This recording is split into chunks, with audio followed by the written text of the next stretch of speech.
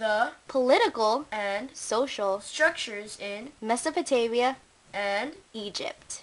in plain English. In Mesopotamia, several civilizations developed over time, such as the Sumerians, the Akkadians, the Babylonians, and the Assyrians.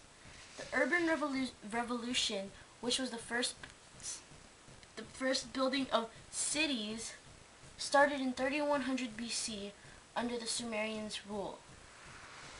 City-states were used. The capital of Mesopotamia was Uruk. It was surrounded by a moat, and there was a ziggurat in the middle to honor the moon god Nano. There were 4 main classes: the upper, the middle, the lower, and the slaves. But the slaves were usually considered lower. Priests were considered upper class along with the kings. Men and women in the middle class wore jewelry and had long hair to signify that they were in the middle class. The lower class was paid to do work. Slaves in the lower class were previously prisoners from other conquered towns that were brought back to work for the king, the temple, and the wealthy. Women had statues made for them so they could be placed in shrines. Women were not seen as individuals, but were part of the family. If they were seen as individuals, they were usually royalty.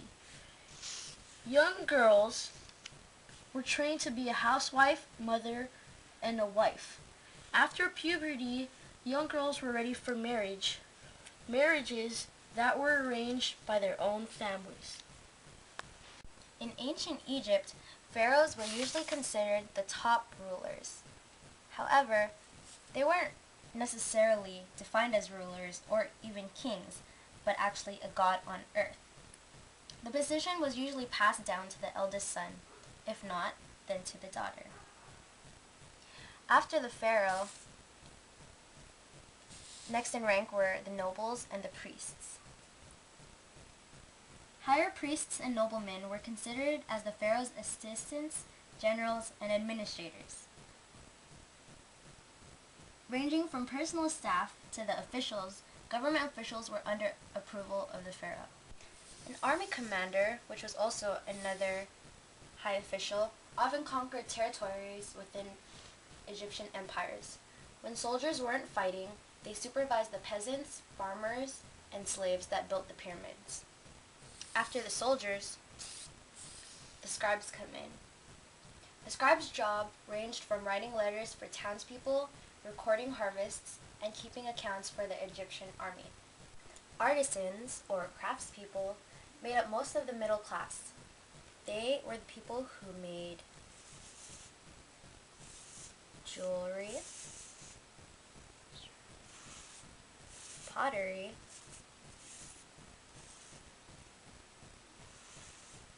papyrus products, and also tools. The people who bought and traded with artisans were merchants, who were just above them in the social classes. After them, farmers come.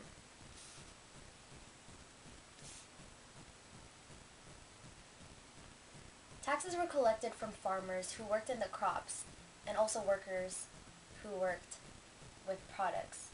Farmers worked in the fields, raised animals, kept canals and reservoirs in good condition, worked in stone quarries, and also built monuments.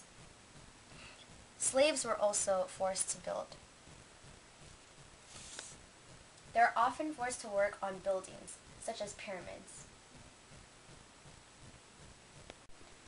Unlike those in Mesopotamia, Egyptian women had more freedom and equality under social law. Women had legal rights to initiate divorce. Gender was a main factor in determining a female's occupation. Women of a higher class were more likely to stay at home, while peasant women continued to work with the men in fields. And that was the political and social structures in Mesopotamia and Egypt. And this was by Leah and Debbie, Mr. Hickok's Period 3.